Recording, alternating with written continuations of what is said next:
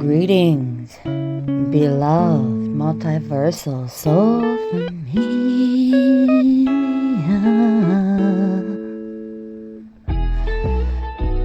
We're just going to get right into this because it's going to be a long one.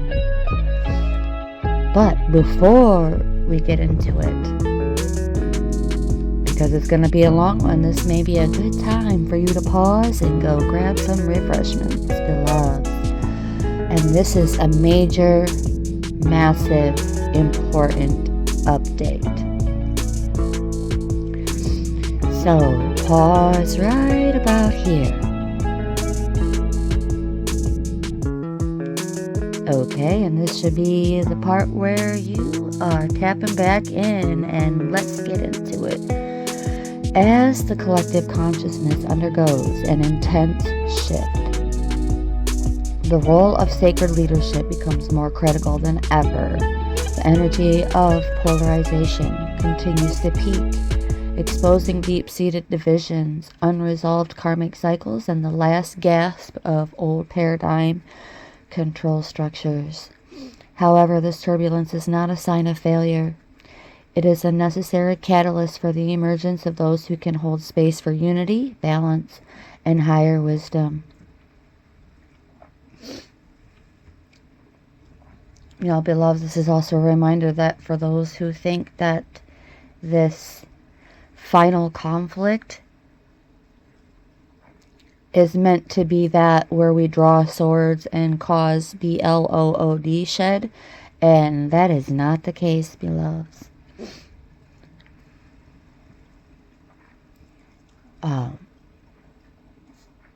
I'm hearing drop your weapons. For those of you who may abuse a leadership position,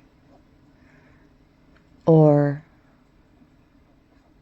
if you're misunderstanding what this final conflict is and you think that it's about bombs and guns and swords, you may question what it means to be in conscious leadership.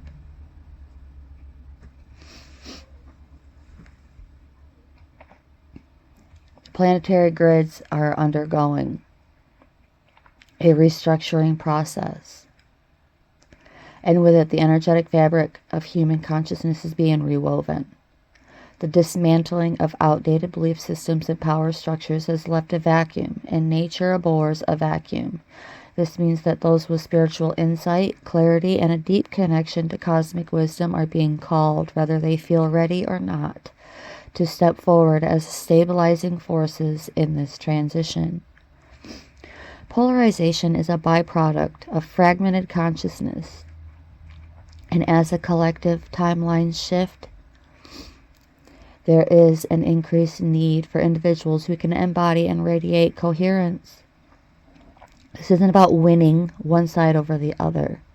It's about harmonizing the energetic fields so that higher frequencies of unity can emerge. And if you're constantly trying to take someone out, that's not unity consciousness. If you think that your rise means someone else's fall, that is not unity consciousness.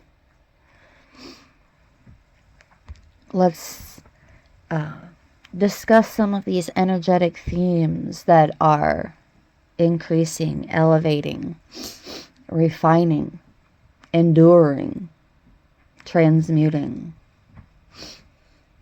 Leaders are being called to hold the frequency of the 0 point, a state of neutrality where dualistic energies dissolve. Imagine that. It's the heart center, beloveds. It's the green energy wheel expanding.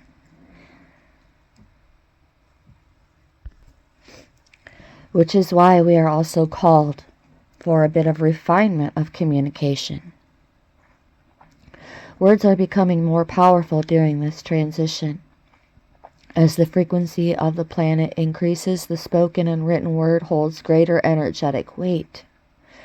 Sacred leaders must refine their communication, speaking with clarity, discernment, and a focus on solutions rather than division. Miscommunication or reactive language will carry more energetic consequences than before, either strengthening or disrupting the field of unity. So if you're still out there, again, thinking that your rise means someone else's fall,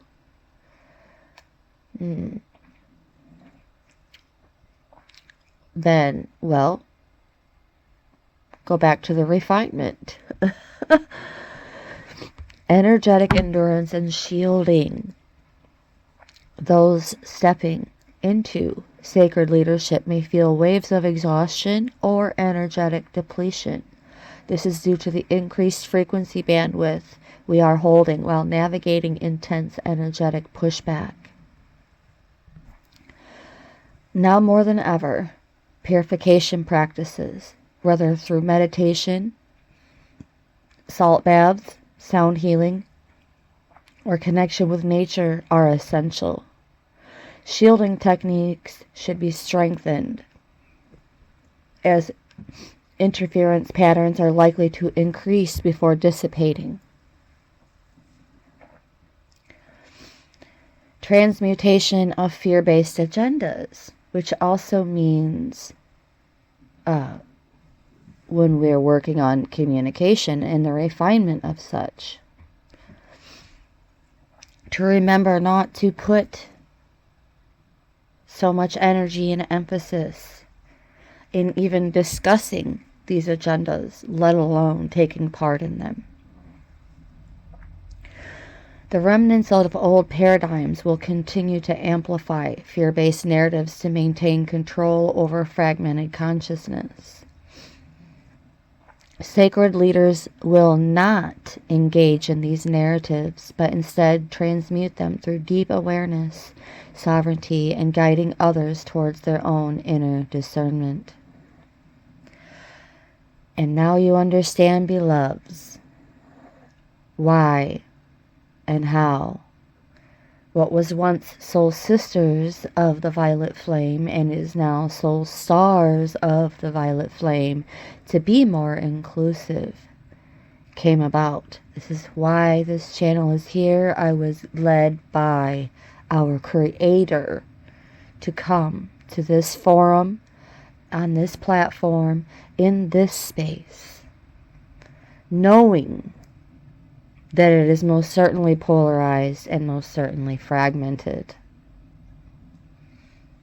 And we are here to be that amplification of unified fields.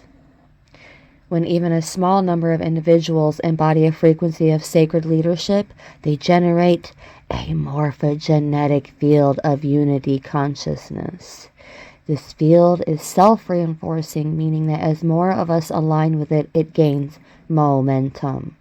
These leaders must create spaces, physical or virtual, where high-frequency connection, dialogue, and co-creation can thrive.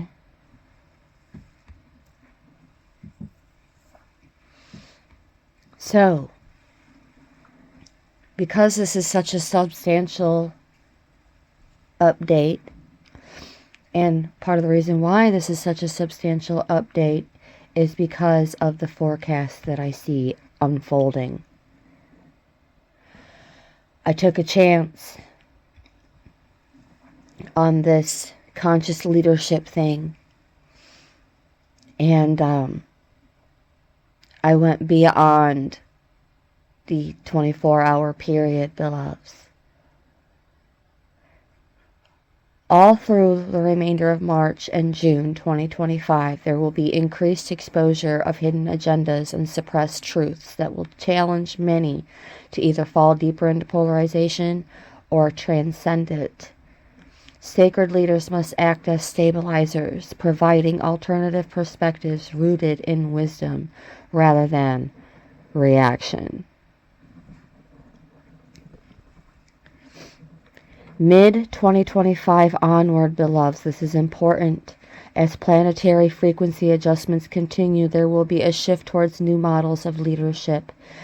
Old paradigms of hierarchical control will be replaced by network-based leadership, where those who hold the highest frequencies naturally become reference points for those seeking clarity. And beyond 2025, I cannot go too far. I can already see where the line is drawn by our Creator. Stop here. Stop here. Don't go any further. Don't fry your nervous system. So, just a little bit of a hint of what's beyond 2025.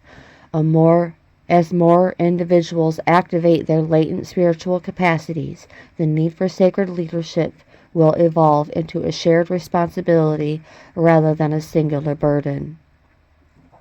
The energetic focus will shift from crisis navigation to conscious co-creation of higher reality structures.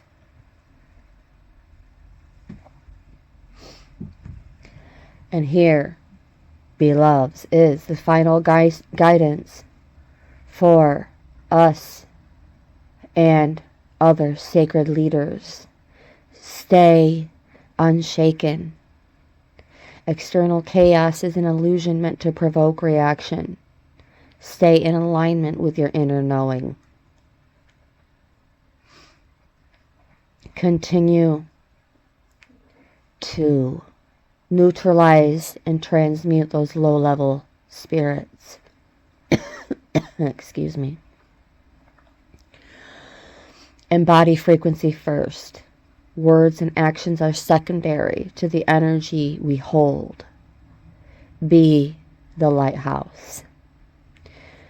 Choose your battles wisely. Not every debate is worth our energy. Use discernment in where we engage. Create the new instead of only dismantling the old. Be a builder of the reality you aim to see. And look at us sitting here doing a little bit of sacred truth revealing, and it's about that time. I've been hearing the time is now, the time is now, the time is now. Not repeatedly like a broken record, but yes, I would say ever since around 2005. And each time I heard it, I didn't even have to overthink it or know what the next step was going to be. I just did it. It came organically. It came second nature, first nature, naturally.